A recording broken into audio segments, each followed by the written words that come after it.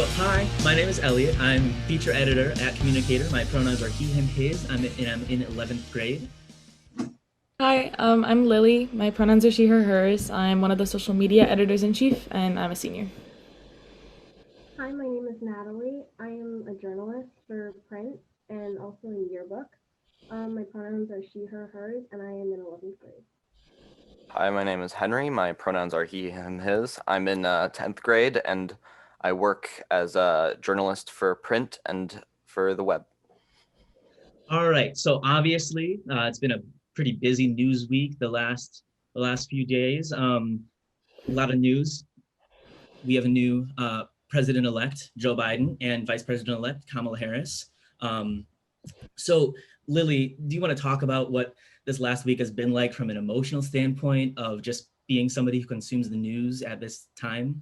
Yeah, leading up to it, I almost didn't want it to be the election because it was just so stressful for me. Like, I don't know, all of my entire time in high school has been a Trump presidency, and to have my entire time in college also be a Trump presidency, and like the effect that that would have on the world for, years to come was really, really scary to me. And during like the few days before we knew, I had the election results up on my computer and my phone like all the time. If I was watching TV with my family, I would bring my computer downstairs and just be refreshing and refreshing. And within like a day or two, it seemed pretty clear that Biden had a good chance of winning, but it was still just scary not to know. And then even once the race was called, I think like it was a big relief because I was like, okay, well, we won. That's good. It's over. But at the same time, like, I still feel like I'm sort of in disbelief because I can't picture Trump giving up power. And I don't really, like, it's hard for me to wrap my head around the fact that, like, by January 20th, Trump will no longer legally be president. And, like, the idea of that is just really, I don't know, it's just like kind of shocking, I guess. Even though obviously it's what I wanted and it's what I was expecting. But I don't know. It just feels almost like too good to be true, I guess. Yeah, it's like, when does the existential dread end? Right? Because I don't think that it has yet for me. Um, and then I think that there are also other things, like obviously the Democrats didn't win as much as they hoped, so they'll be a little bit hindered in rolling back some of the things that the Trump administration has done. So I think that that's also another thing to consider. Um, in a more happy news, Kamala Harris was elected as the first woman, Black, and Asian vice president of the United States. Um, Obviously, this is a huge deal. We saw people talking about like how just historic and what this means to them. Natalie, can you talk a little bit about what this means to you and what you think this means for the country? Yeah, definitely. So I think that the best thing, in my opinion, is that she was elected and she was chosen by Joe Biden. I think that it's sad that it took this long to get there because it's been definitely more than, I think, 200 years since since the United States has been first founded. But I'm just glad that we got here at this point in time. And also being Asian and seeing her as the vice president, I think it just gives me a sense of you can do anything you put your mind to as long as you like commit to it and you're hardworking.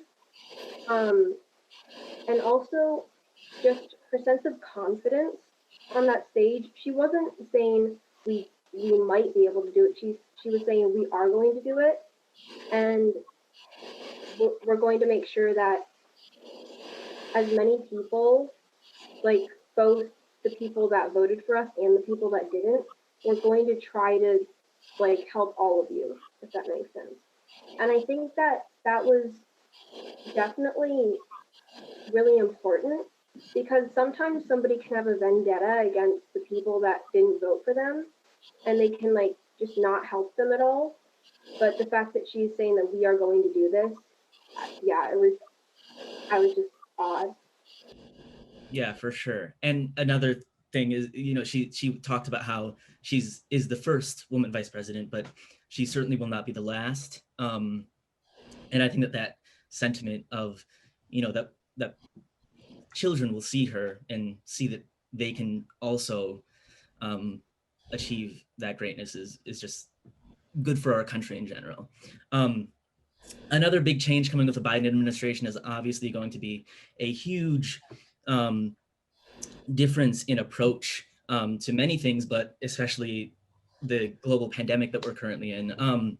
Henry, can you talk a little bit about what your hopes are for the Biden campaign and not for the Biden campaign, for the Biden administration in dealing with this crisis, and how you think that they might draw a contrast from the Trump administration?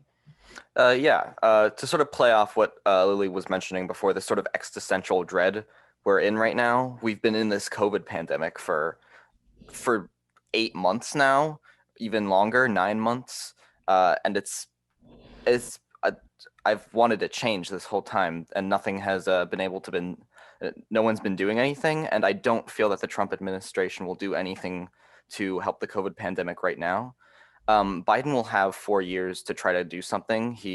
I'm hoping that there's some sort of mandatory lockdown, or he'll help fund the CDC more to get resources out to hospitals and people who need them to help prevent the spread and further infection of COVID. I'm also, I was very concerned under the Trump administration about the problem of global warming. It doesn't seem to be actually that big a deal to many Americans, but since I know Joe Biden obviously isn't like as radical as something like the Green New Deal, but it will hopefully bring us on a path to lower our overall carbon emissions and our global carbon footprint, as he will be joining the Paris Climate Agreement and other stuff like that. Obviously, there may be some problems specifically with dealing economically with the COVID crisis, as it might be hard to bring out stimulus packages with a Republican-controlled Senate, possibly. There's still Georgia Senate races to be called. I'm just excited to see what sort of changes will be done in order to help save the planet. Yeah, for sure. So obviously, a lot of changes, lots of news. Make sure to check out Communicator to keep updated, chscommunicator.com and at CommunicatorCHS on Instagram.